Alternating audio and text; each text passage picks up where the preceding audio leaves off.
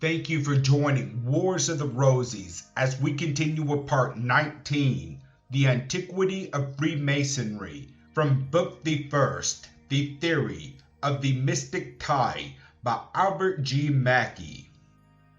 Part 19, The Antiquity of Freemasonry. The origin of Freemasonry is lost, like so many others, in the obscurity of time. La Londa.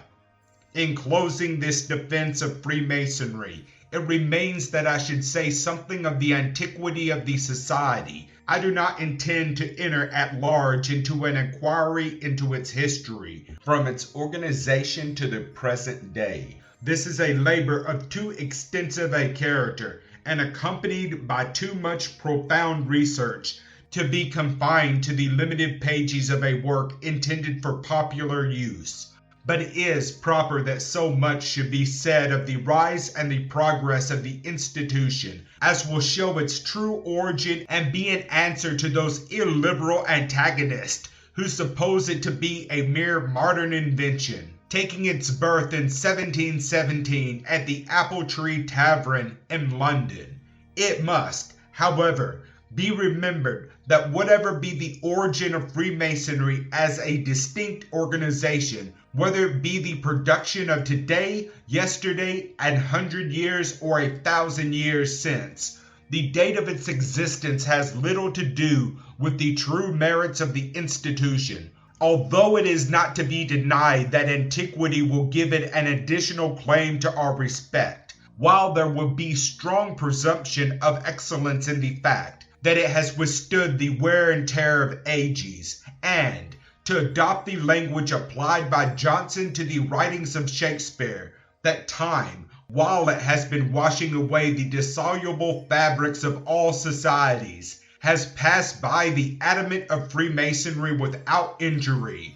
The principles of truth and love and charity, which constitute the groundwork and design of Freemasonry, were the course of coeval with the creation, and this is all that can be met when the birth of Freemasonry is dated from that era. Those great principles taught by the patriarchs have been preserved in the dogmas and doctrines of the institution, and in this view, our writers have claimed a legitimate descent from the speculative Freemasonry of the present day, from the primitive Freemasonry as it has been called, of the antediluvian world, and of Noah and his immediate descendants. Dr. Oliver, in describing the character of this primitive Freemasonry, says that it included a code of simple morals. It assured men that they who did well would be approved of God, and if they followed evil courses, sin would be imputed to them, and they would thus become subject to punishment. It detailed the reasons why the seventh day was consecrated and set apart as a Sabbath, or day of rest, and showed why the bitter consequences of sin were visited upon our first parents, as a practical lesson that it ought to be avoided. But the great object of this primitive Freemasonry was to preserve and cherish the promise of a Redeemer who should provide a remedy for the evil that their transgressions had introduced into the world when the appointed time should come. The degeneration of this primitive Freemasonry is to be found in the mysteries of paganism. Authors note, this degeneration of the primitive Freemasonry into the pagan mysteries was, it must be recollected, not absolute, but only comparative. The design in both was the same. It was the method only that the latter was corrupted. The professed design then, says Mr. Morris, both of India, the Egyptian, and the Eleusinian mysteries, was to restore the fallen soul to its pristine state of purity and perfection, and the initiated in those mysteries were instructed in the sublime doctrines of a supreme, presiding providence, of the immortality of the soul, and the rewards and punishments of a future state. Indian Antiquities, Volume 2, page 227. and it may afford some gratification to trace the connection between the true Freemasonry of the patriarchs, the spurious Freemasonry of the pagan philosophers and priesthood, and the speculative Freemasonry of our own time. Author's note: this name was first given by Oliver, and it has since been generally adopted to that system of religious doctrines taught in these mysteries. See his Landmarks, Volume 1, page 60. The subject, however, must be here treated briefly. To discuss it, as its importance requires, would demand the space of a separate volume and the leisure of a distinct study. Man was originally endowed with a perfect knowledge of the name and the character of the true God. Author's note: the idea of God, says Theodore Parker, is a fact given by man's nature and not an invention or a device of ours. The belief in God's existence, therefore, is natural, not against nature. It comes unavoidably from the legitimate action of reason and the religious sentiment, just as the belief in light comes from using the eyes, and belief in our existence from mere existing. Discourse of Religion, page 21. But he did not long remain in possession of this information. When he became acquainted with the nature of evil, he lost his purity and with it a great share of his celestial wisdom, and at length, the whole world having become entirely corrupted, God determined by a great cataclysm to purge the earth of the evil that encumbered it. Noah, however, he exempted from the suffering of this heavy penalty, and to this patriarch and his posterity was to be entrusted, for future preservation, these great truths which had been lost by his antediluvian ancestors. These truths consisted in the knowledge of one supreme God and the immortality of the soul. A portion of the descendants of Noah continued to preserve these doctrines, and traditionally to hand them down to the descendants in the patriarchal line. This constitutes what has been called Noahite Freemasonry. Author's note: the degree of Patriarch Noahite in the ancient and accepted rite embodies many traditions which relate to this period. The Noachitan, says Anderson, was the first name of Masons according to some old traditions. Constitutions, edition 1738, page 4. Subsequently, on the plain of Shinar, men again rebelled, and the great separation of families and confusion of tongues ensued. As the penalty of rebellion, one portion of the descendants of Noah, however, the patriarchs, still preserved the true knowledge of God and promulgated to their children the precepts of Freemasonry. This constituted what may be called pure or patriarchal Freemasonry. The Gentile nations, on the contrary, fell rapidly from one error into another, and soon losing sight of the unity of God, substituted for the one supreme being a multitude of deities, or mythological personations of heroes whom they apothesized. But the philosophers still retained, by the aid of the dim recollections of tradition, or the faint light of nature, some traces of the Noahic precepts, yet not dared publicly to impugn the orthodoxy of the vulgar polytheism, or to shock the common prejudices against the immortality of the soul. The reader will recollect the fate of Socrates, who suffered death for his heresy in proclaiming these truths to the Athenian youth. They, therefore, taught in secret what they were too timid to inculcate openly. For this purpose they invented the ancient mysteries, in which these doctrines were taught only to the initiated, in which they were illustrated by symbols and preserved by legends and traditions, whose esoteric or hidden meaning differed very materially from that which it was generally supposed to be. Author's note: in the Orphic and Bahic sects, says the learned Mr. Grote in the Eleusinian and Samothrace mysteries, was thus treasured up the secret doctrine of the old theological and philosophical myths, which once constituted the primitive legendary stock of Greece, in the hands of the original priesthood, and in ages anterior to Homer.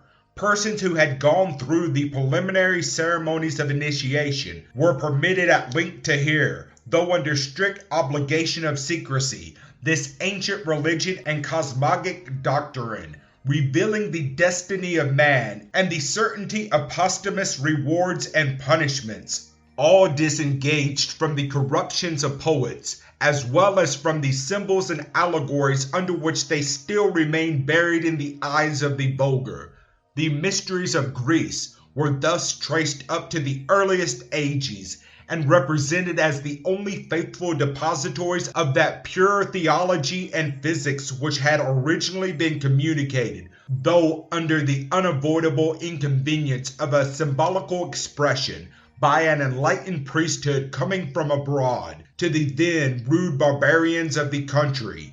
History of Greece, Volume 1, page 579.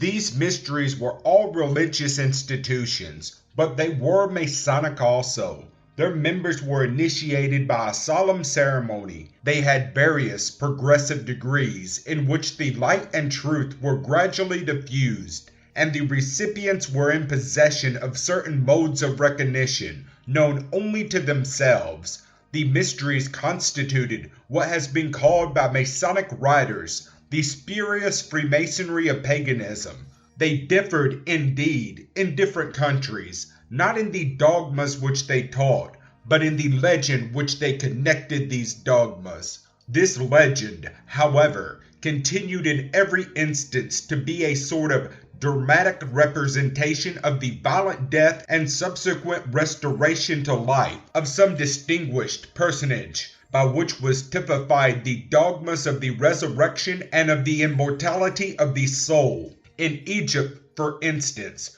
we find the mysteries of Osiris; in Samothrace, those of the Kabiri; in Syria, those of Adonis; and in Greece, those of Ceres.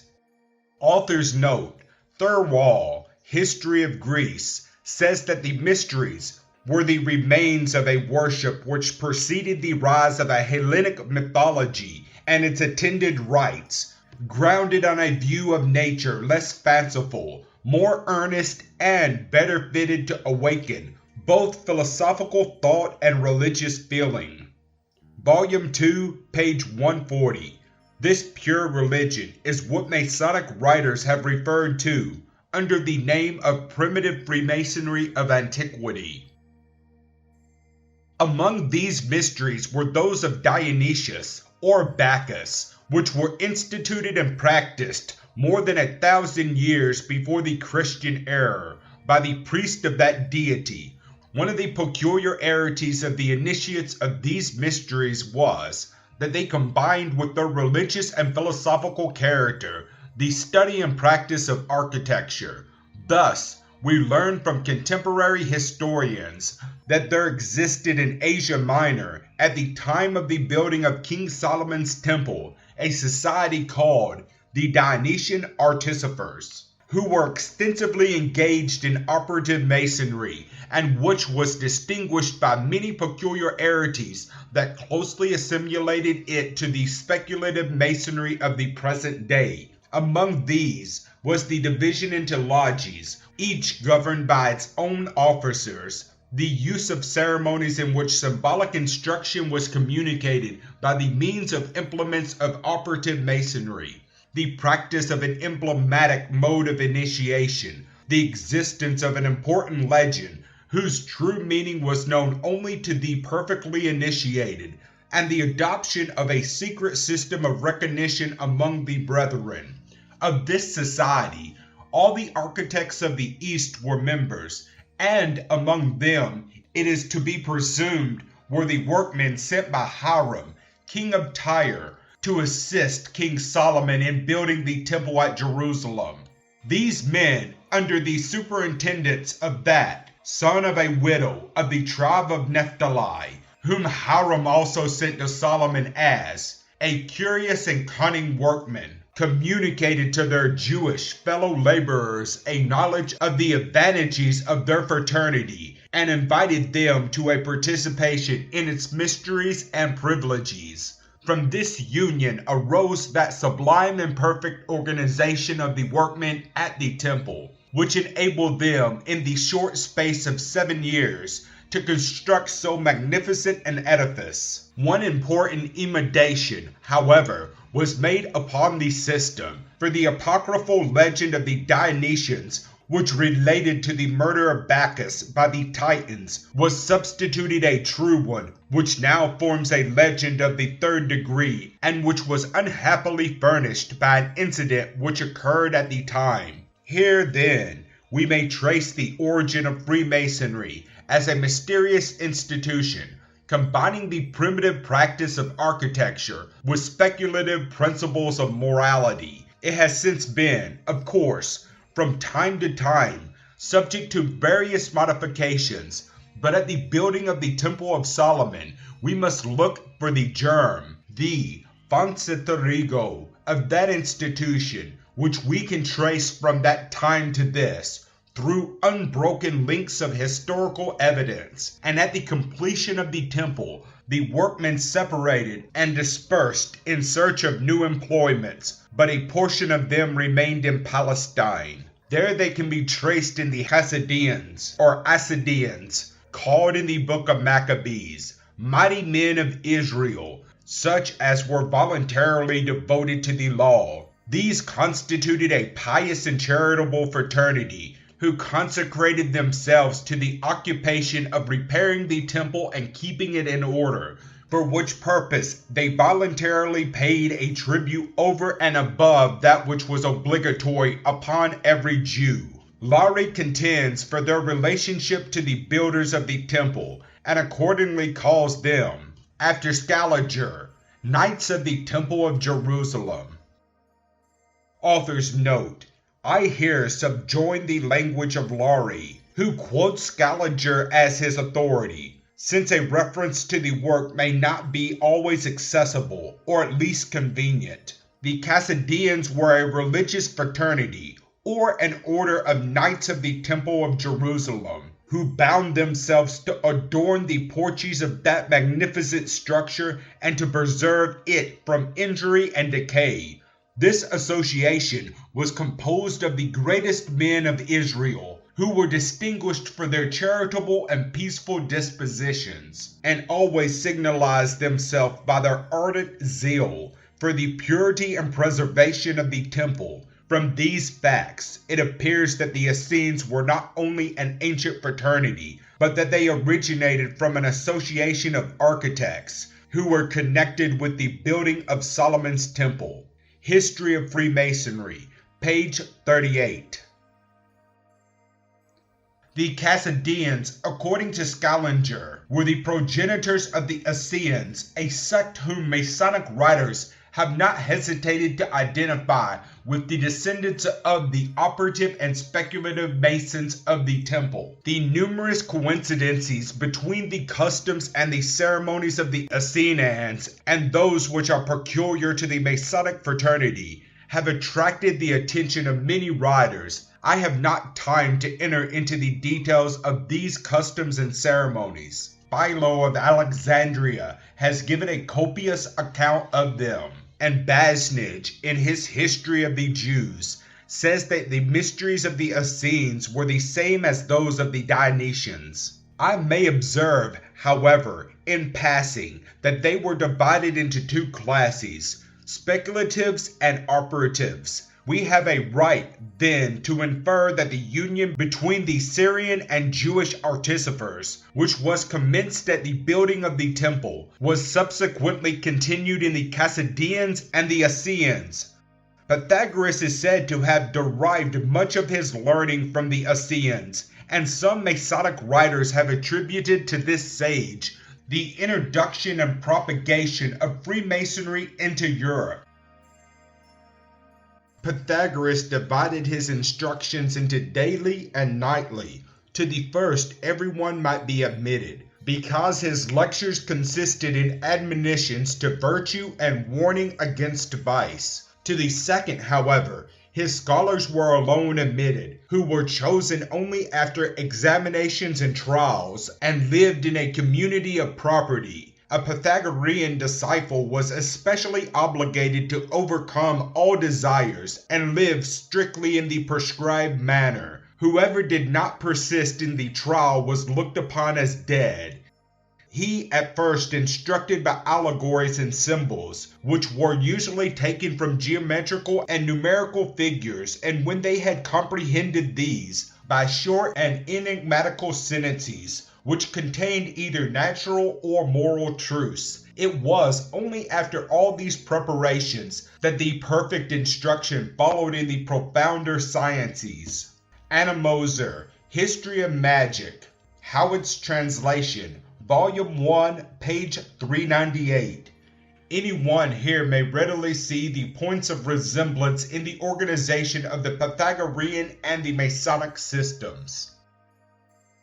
Laurie says that the institution of Pythagoras at Catroni was connected with the Essean and Masonic fraternities. Leland's manuscript, said to have been written in the reign of Henry VI of England, expressly states that Pythagoras, having acquired Masonry in Phoenicia, formed a lodge at Crotone and initiated his disciples, many of whom traveled afterwards into France and England. But I shall not press this point, as the authenticity of this manuscript has been lately questioned by Mr. Halliwell. It, however, shows undeniably that, at an earlier period, there were traditions among the Masons of the connection of Pythagoras with their order. Author's note: We know, says Theophilus Parsons, that Pythagoras had an inner and secret doctrine, never published, and taught only in private to the initiated, under the most solemn obligation of secrecy. It was this idea of secrecy, not of the inner, the esoteric doctrine only, but of its being veiled in secrecy, that undoubtedly gave origin to the traditions alluded to in the text. Its idea of association around the secret principle, to use the emphatic language of Arnold, for mutual aid, social enjoyment, intellectual culture, is still the ideal of earnest, positive spirits who believe in the everlasting progress of the race and look forward with a sublime hope to a good time coming. History of Freemasonry, Chapter 8, page 86. Leaving then this point unsettled, there is still reason enough to believe that Masonry was perpetuated in the East by the Dionysians and the Essenes, and we may attribute the extension of the institution in Europe to the frequent communications with Palestine in the first ages of the Christian dispensation. At an early period, we shall find associations of traveling architects existing in all the countries of the continent, journeying from city to city and erecting cathedrals, monasteries, and other religious edifices under the express name of traveling Freemasons. Clavell traces these associations to the Collegia Artificum, established by Numa, but these organizations of Numa were divided from the East and were closely connected with the Dionysians, the founder of Temple Masonry. These associations of traveling Freemasons, of whom I have already spoken in another part of this work, continued to increase in power, in extent, and in reputation, until in the 16th century they became, what they have ever since remained, objects of jealousy to the pontifical authority. In a few despotic portions of Europe, they then ceased publicly to be acknowledged, but having by degrees changed their operative and speculative character to one purely speculative, they continue to exist under the name of the Ancient and Honorable Fraternity of Freemasons, a society whose character has been the object of this work to defend, because a few of the lodges of London, met together in 1717 at the Apple-tree Tavern in Westminster for the purpose, as they themselves expressed it, of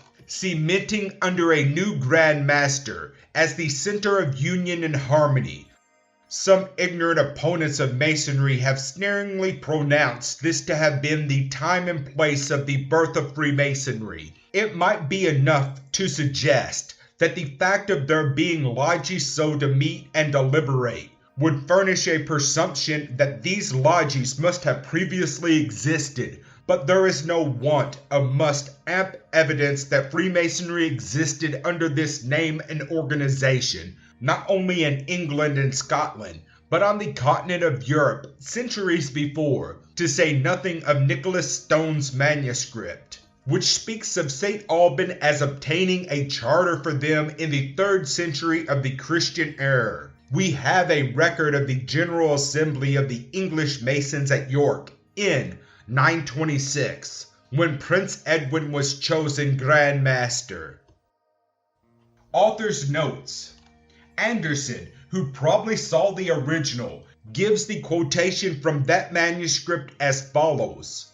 St. Alban loved Masons well and cherished them much, and made their pay right good, for he gave them 2 shillings per week and 3 pence to their chair, whereas before that time through all the land a Mason had but a penny a day and his meat, until St. Alban amended it. He also obtained of the king a charter for the Freemasons for to hold a general council and give it the name of assembly, and was thereat himself as Grand Master, and helped to make Masons and give them good charges. It has been contended that these Masons were altogether operative, but the fact that St. Alban, himself not an operative workman, assisted at the assembly, helped to make Masons and give them charges, proves that a speculative element also existed. No intelligent Mason pretends to assert that at that time the operative and speculative Masons were not conjoined in the institution.